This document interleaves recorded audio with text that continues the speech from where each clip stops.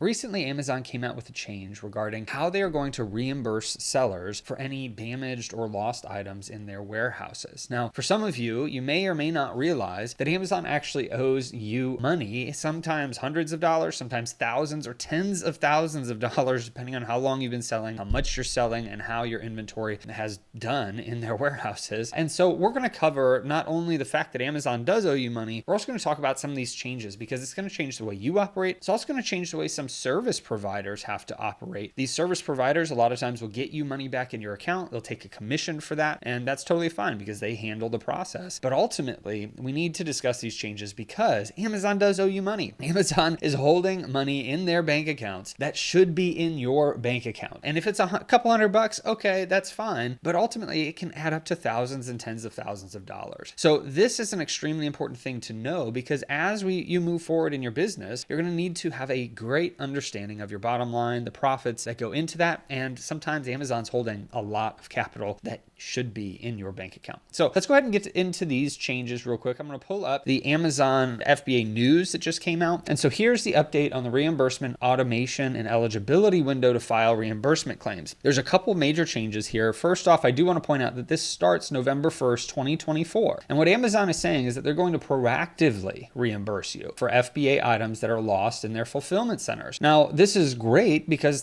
being proactive about it means that we don't have to pay other services to do some of these things. However, Amazon has been proactively reimbursing sellers for things that they owed sellers for a long time. And ultimately, these services continue to grow because Amazon doesn't do a very good job of it. So only time will tell if this change actually makes some of these services obsolete. Also, some of these other service providers out there may be able to find other reimbursements that Amazon owes you that aren't just for items that are lost in their fulfillment centers, whether it's damaged items or other things that you are owed by Amazon. It's still a good idea to look at some of these services, and I'll discuss that in a little bit. Here's how Amazon is planning to do this. Now, they're going to issue the reimbursement as soon as an item is reported as lost by the fulfillment center. So in the past, these services would have to go in and look for any items that were lost in the fulfillment center, and then they would reach out and file a claim for you. Or if you were doing it yourself in your business, you would have to do that process. Ultimately, Amazon's saying, hey, anytime something is reported as lost by the fulfillment center, then we're just going to automatically reimburse you. You don't have to deal with these additional services, which is nice. It does save some money from having to pay for these different service providers. Ultimately, though, it says that you can also track these in the reimbursements report on Seller Central. So this more seamless experience saves you time and money by minimizing the need to manually research and file claims for lost items. I'm totally on board with this. Anything that helps with that, that's great because us as sellers don't have to deal with looking for these things in our account and reaching out to Amazon. Also, we don't have to pay a service to do that. But again, as we've seen time and time again, Amazon is not 100% surefire in being able to get you money back or being able to do these things in the way that they say that they're going to do. So we need to make sure that we have every bit of money that Amazon owes us back into our accounts. Now, here we go. Almost all reimbursement claims related to warehouse lost and damaged and customer returns cases will now be proactively reimbursed. Now, here is the key word in that sentence. Almost all. Okay, so two words, sorry. Almost all reimbursement claims will be proactively reimbursed. And so they go on to say, hey, we make mistakes. However, if you do not receive an automatic reimbursement, you believe that your inventory has been lost or damaged, you will need to file a manual claim. This sounds a little sketchy to me. It's saying if you don't receive an automatic reimbursement and you believe that your inventory has been lost or damaged. So this means that Amazon's not exactly reporting to you that there was a lost item or a damaged item, and then you're going to need to file a manual claim. Only time will tell to see how this actually is going to play out. If they're going to say, oh, sorry, we didn't report that as lost, and so you can't file a claim on it, or if they're going to require you to provide evidence that these items were lost, I'm not sure. Ultimately, I think that it's a great idea to continue on with your services that you may be utilizing to get money back in your account and just monitor how this goes. What's great about the services is typically they're going to be commission-based. Now, there's services such as Getita, there's services such as Legendary VA's account management, which I'm going to show you here in a little bit because that's one that I'm the owner of and I've done since 2019. Ultimately, I know this is a little bit self-serving, but I do believe no matter the service that you are using, you should continue to use them because they are commission-based, don't cost you anything typically to just utilize them for reimbursement services, but also because they're going to find these things that Amazon is missing and you don't have the time or the desire to do that. And so if you're interested in checking that out, I'm going to go through it in just a minute, but you can go to askjimmysmith.com/AM, the two letters, AM. That'll bring you to the account management page I'm someone to go through. Or you can check out Katita or some of the other services that exist out there. Ultimately, just get somebody doing this for your account. Now, additionally, all removal claims will still need to be filed manually. Okay, so this is still a manual process for any removal claims. Also, starting October 23rd, we're updating our eligibility window policy. All manual claims, not the automatic ones, but the manual claims must now be submitted within the following timelines. The reason to me that this is so key is because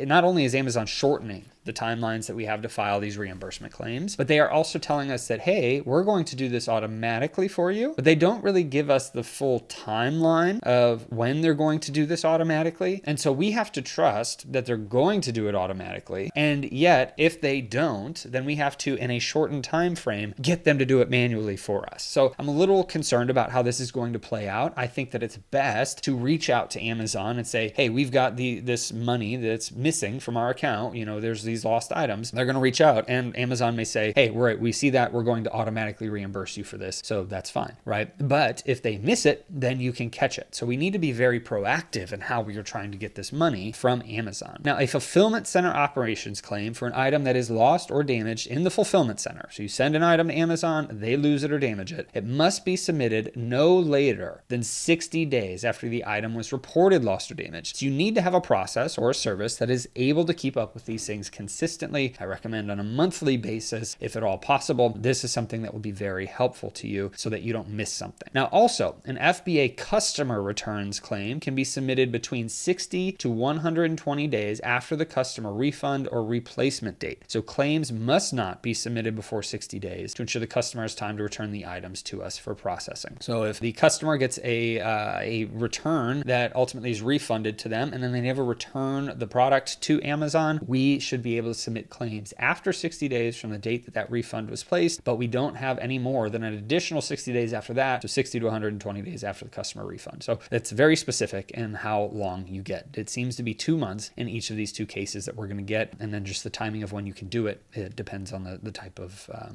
claim that you're making. Now, a removal claim for items that are lost in transit can be submitted 15 to 75 days from the shipment creation date. Claims must not be submitted before 15 days to ensure the shipment can be delivered back to you. So this is another date that is just making it a little bit more complicated and complex for sellers to keep up with. Again, why it is nice to have a process so that you make sure that you don't miss out on these things. And then all other removal claims must be filed within 60 days of the shipment being delivered back to you if there are any claims that you need to make. Now, we understand that you may need to make changes to your current processes to ensure that all claims are submitted within these new eligibility windows. To ensure you have adequate time to adjust, the new policy will go into effect on October 23rd. I'm not sure why it says October 23rd and then it says November 1st. I believe this is going to be the policy for, okay, here we go. Yeah, this is for starting on October 23rd. This is the eligibility window policy. That's when that starts. Whereas November 1st, Amazon's going to proactively reimburse us. So there's two different timelines here. The end of October basically is what you have to keep in mind. Additionally, if you want to see the FBA inventory reimbursement policy, it will be updated once the policy goes into effect on October 23rd. You can check this out. This link for this article or this news from Seller Central is going to be in the description if you'd like to read this and click anything else that you want to see. It's also in your Seller Central account, or most likely it's also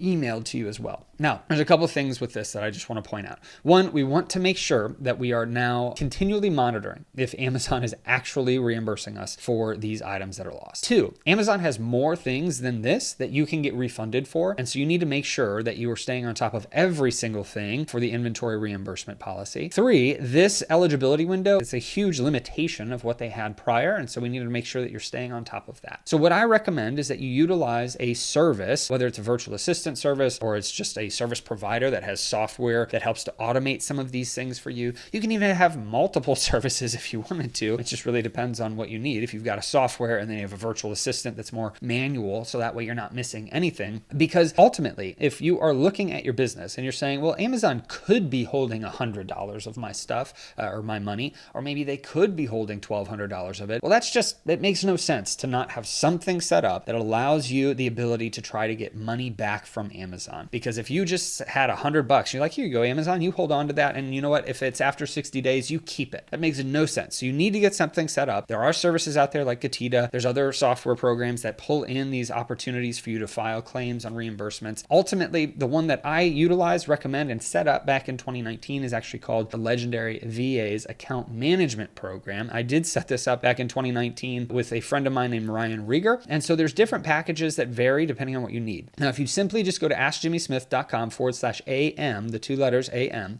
this will bring you to this page. You can see since 2019, there's been over $164,000 refunded since we started in this program. One person last year got $4,000, another person last year got $7,000. And so it all comes down to Amazon's holding a bunch of your money. So you need to be cognizant of that fact. Now, what's great about this is that they're actually based on commission. Same with Getida, same with all these other services. It is based on commission only. Now, there may be some changes to this because we've always done it once every 6 months. So we're going to be updating our processes and our policies to make sure that we are filing claims proactively for people's accounts. Ultimately, it's 25% commission. That's what you see in a lot of different services. Now, if you're a Business Building Legends member, which you can access at askjimmysmith.com/legends, you can apply to join. You actually can get 20% discounts on this. So you'd be paying 20% of the recovered amount. And also you can get free reimbursements every year up to $2,000 per year with an active subscription to this high-level mastermind. So there's just additional benefits for being in Legends. We want to make sure that it's a profit center for people. And this is one way that we can help do that. If you're interested in checking that out, you can go to askjimmysmith.com/legends, or you can email this if you're already a Legends member and you're not taking advantage of some of these things. This is something that we are working on continuing to build out for the Legends community. Additionally, if you want to make sure that these things are done monthly and you're looking for stranded inventory, removing negative feedback, inventory adjustment analysis, all of the same things, plus the reimbursements, you would never have to pay the commission. You can just pay a monthly fee. That's what we have for basic, professional, as well as premium if you're looking for a lot of different things like enhanced listing editing and fixing suppressed listings, etc. And then we have an enterprise version. So all you have to do is go to askjimmysmith.com/AM, click on this. You can sign up doing that, and it will just be on a commission basis. You don't have to pay anything for this one up front. If you're looking for more account management on a consistent monthly basis, then you can pay depending on which option that you would like and which tier that you would fall under from a sales perspective. So again, this is something that's an extremely important change because it